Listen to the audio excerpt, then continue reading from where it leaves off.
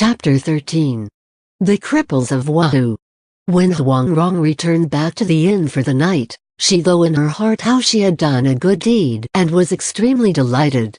Following that, she fell into a sweet sleep, and told Go Jing all about it when she awoke the next morning. Go Jing had actually spent a lot of effort on this matter.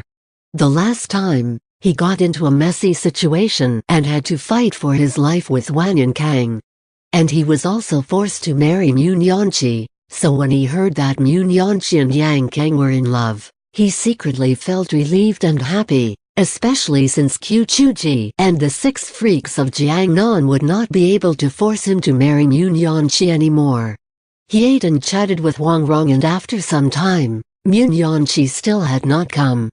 Huang Rong smiled and said, "We don't have to wait for her, let's just go." Following that, she went back into her room and put on a male disguise. Both of them went to the market and got a camel and rode to the Zhang residence. When they saw the lantern, which read the Jin ambassador at the door, smashed, they thought that Wan Yankang must have left and Mu Nianqi must have followed him. Go Jing and Huang Rong decided to tour the countryside and rowed a boat to the south of the Yun River. They were lucky that day to see the famous Tao City, which specialized in pottery making. The rows of ceramic creations made with purple sand and clay laid amongst the green hills and blue waters, which formed a beautiful sight. They traveled towards the east and not long after, chanced upon a huge lake.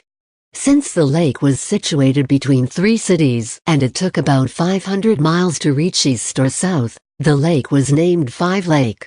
Go Jing had never seen such huge waters before and pulled Huang Rong to the lakeside. They saw the sky far away from them, a huge, never-ending space in front, with the lake in the middle, and couldn't help but yell out happily. Huang Rong said, "Let's go and play on the lake." They found a fishing village near the lake, borrowed a small boat and left the camel with the owner before rowing out into the waters. After some distance away from the shore, the space between all 4 corners looked so empty and huge, and the lake seemed like heaven to them.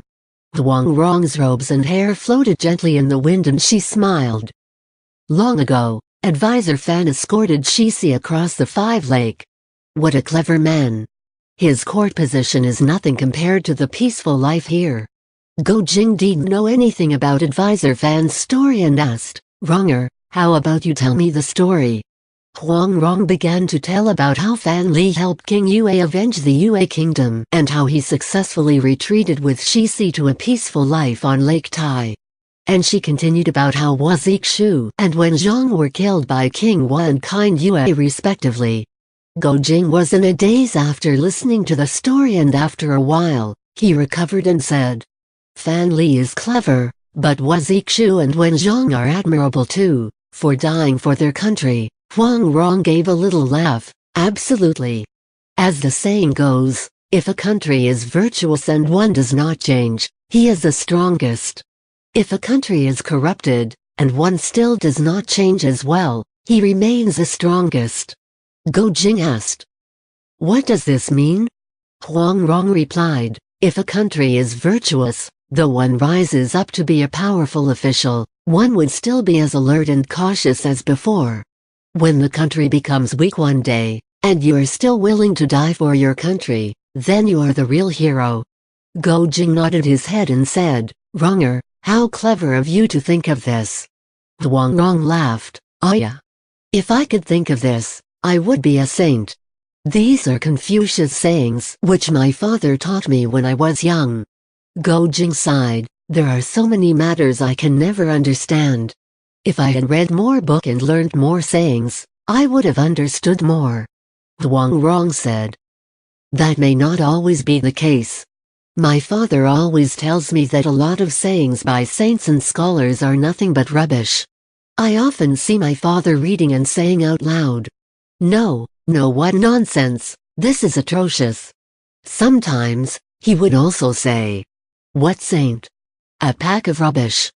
Go Jing laughed out loud upon hearing how Huang Rong described her father. Huang Rong continued, "I somehow regret spending so much time studying novels and practicing art and calligraphy. If I hadn't pestered my father to teach me such stuff as well as all sorts of other things such as the interesting ways of calculations, I would have devoted more time to practice my martial skills, and we wouldn't have to be afraid of people like my Chao Feng and the old Liang creature.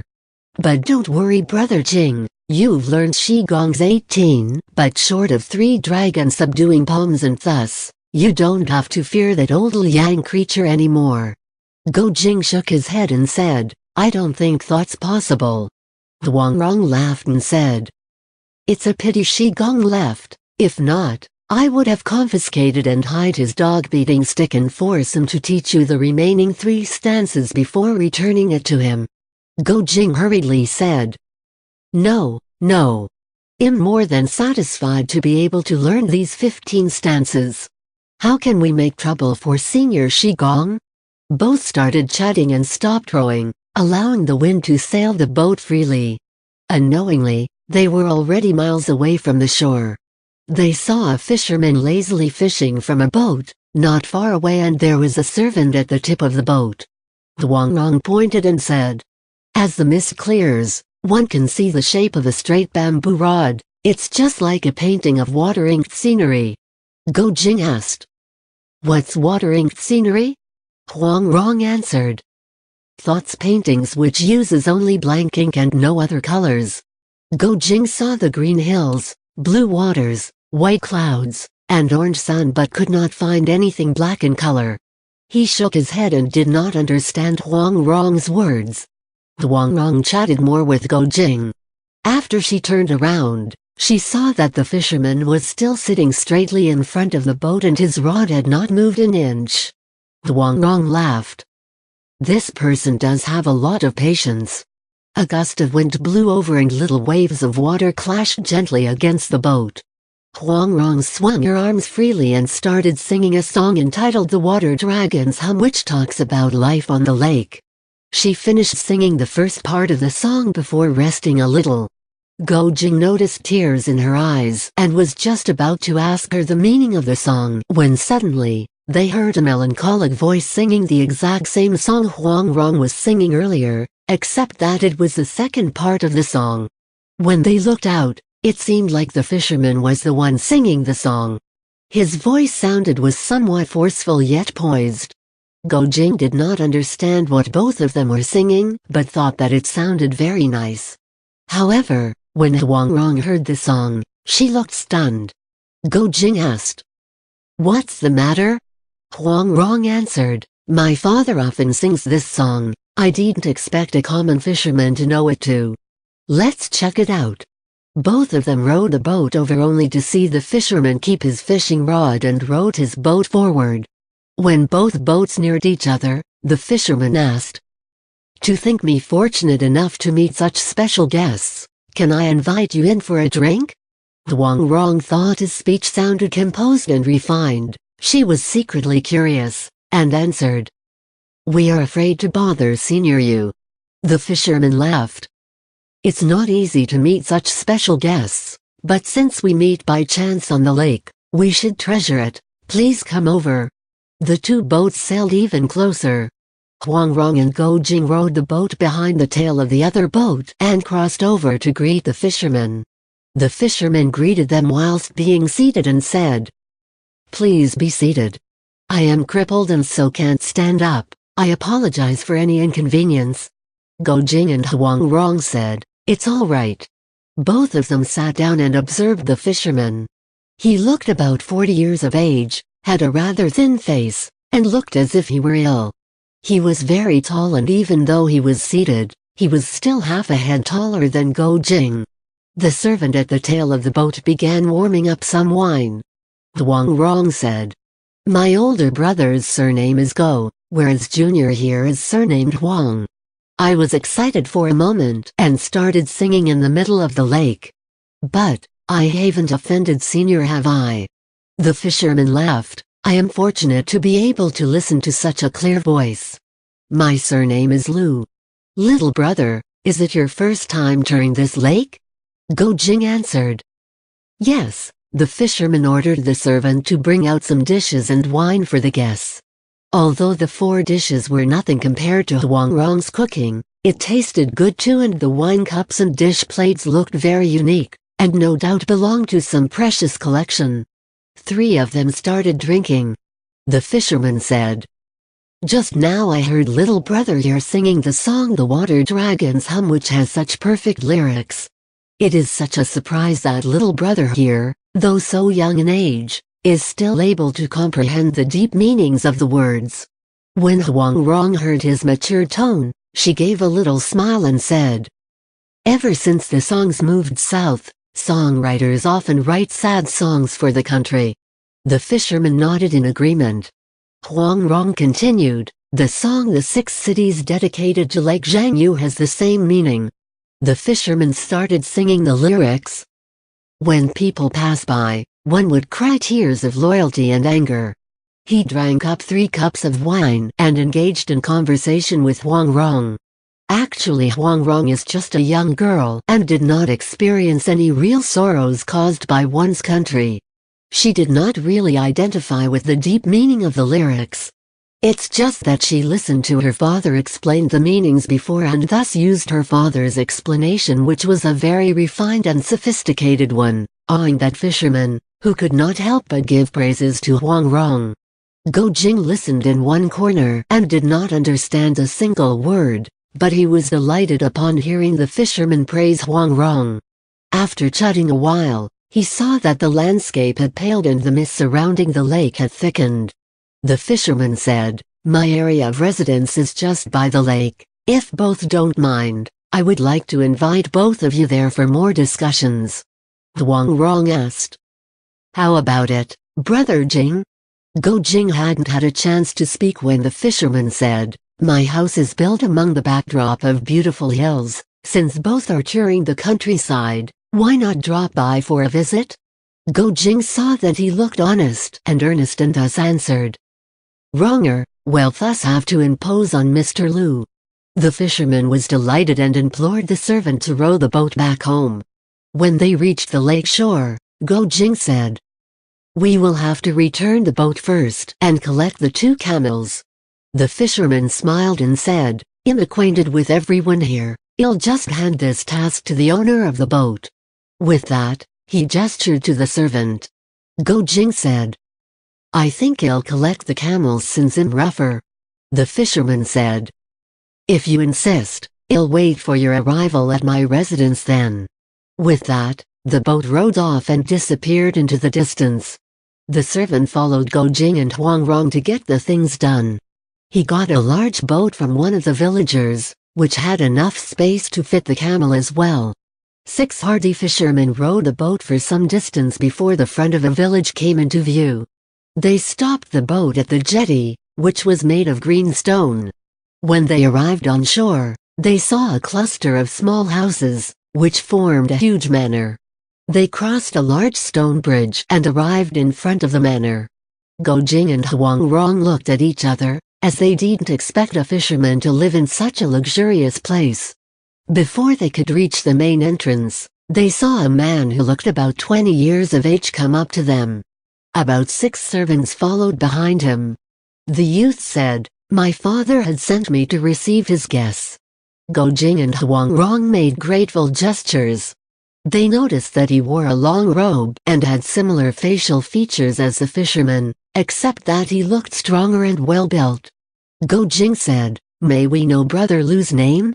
The youth said, "Humble one here is named Guanying. Please just call me by my name." Huang Rong answered politely, "No, how can we?" The 3 began chatting while proceeding towards the main hall. Go Jing and Huang Rong noticed that the interior of the hall was designed and decorated beautifully. As Huang Rong walked earlier, she concentrated on the outlay of the place and its pathways, and she looked a little puzzled. As the 3 of them crossed the front yard and entered the guest hall, they heard the fisherman call out behind a screen, "Please come in." Lu Guanying said, "My father is unable to walk and thus has to receive you in his east study room." The 3 of them went by the screen and saw that the door of the study was open. The fisherman was sitting on a couch, inside. However, He was no longer dressed as a fisherman, but as an elderly scholar. He held a white goose feather fan in his hand and was fanning himself cheerfully. Go Jing and Huang Rong entered and sat, but Lu Guanying didn't dare sit and stood at a side. Huang Rong saw that the study was filled with shelves of literary classics and poetry collections. The tables were decorated with precious ornaments, such as jade antiques, and a black-inked painting hung on the wall.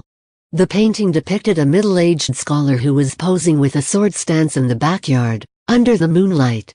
But the scholar had a lonely expression on his face. On the upper left corner of the painting was a poem.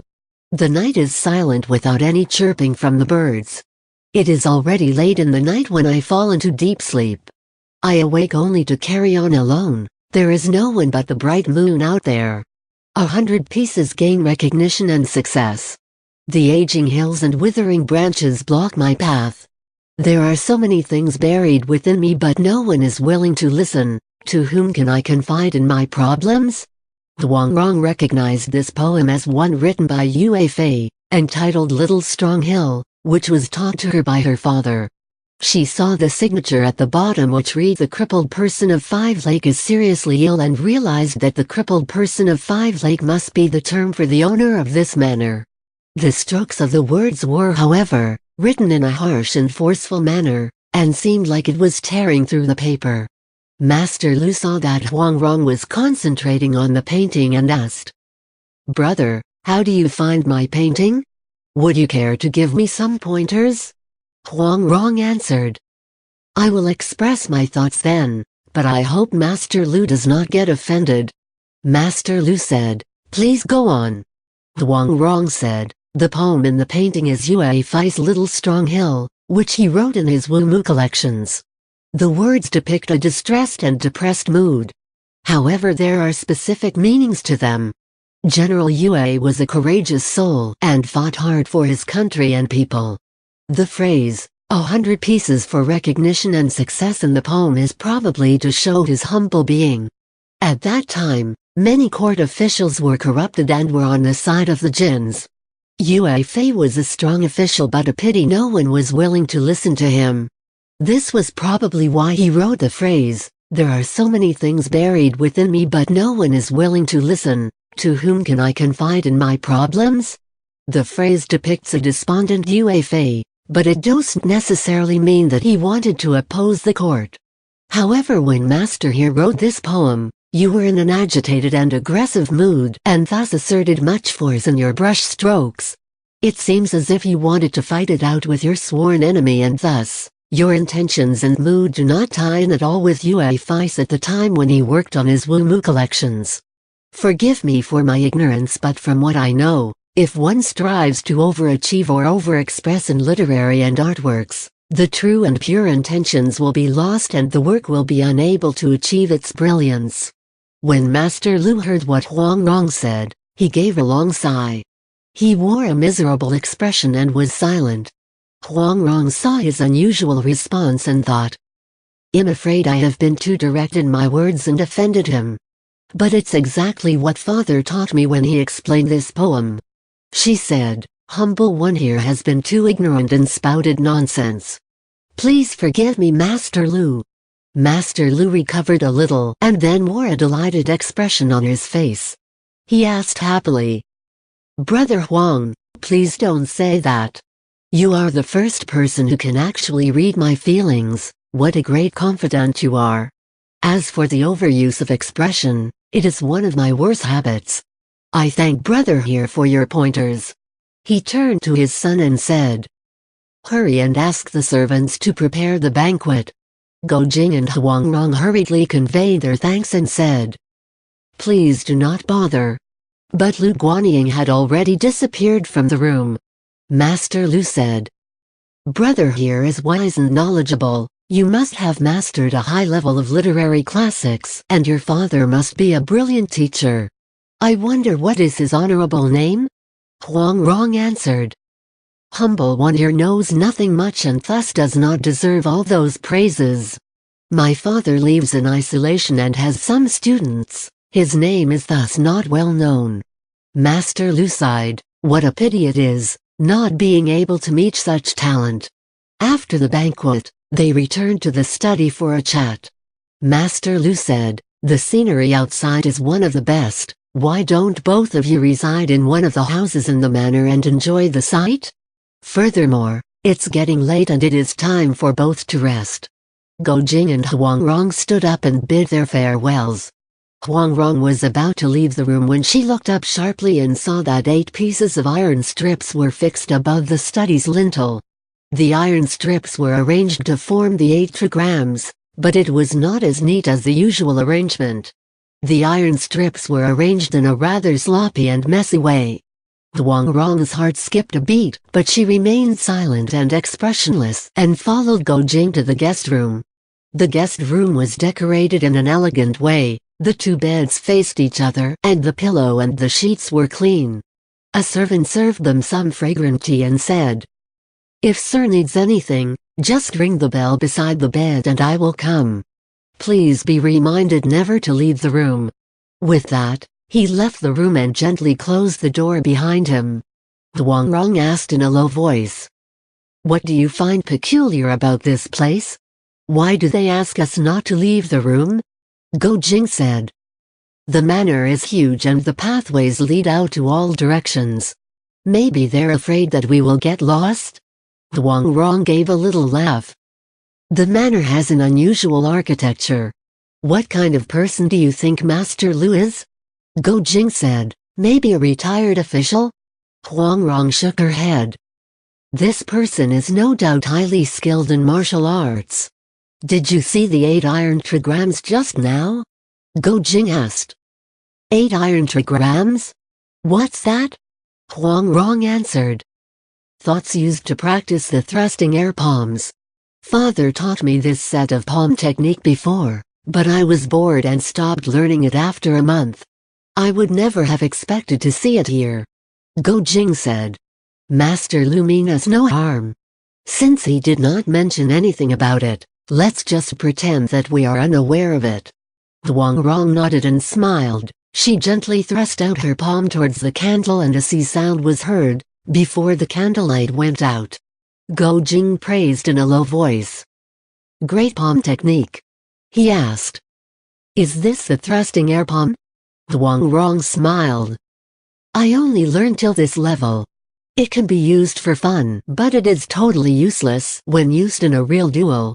There was a sudden distant humming in the middle of the night, which startled Go Jing and Huang Rong, who were both sleeping before that. They strained to hear more and there was the sound again, which sounded like someone was blowing a tune from a seashell. After a while, the humming started again. There was definitely more than one person creating the noise as both hums were created at the same time. It seemed like there were 2 people standing apart and blowing the shell to communicate. Huang Rong whispered, "Let's go and see what's up." Go Jing answered, "Let's not go and find trouble, shall we?" Huang Rong argued, "Who says we're finding trouble? I only suggested for us to check out what's happening." Both of them pushed open the window gently and looked out. They saw many people running about with lanterns in their arms, but there was no clue as to why they were rushing about.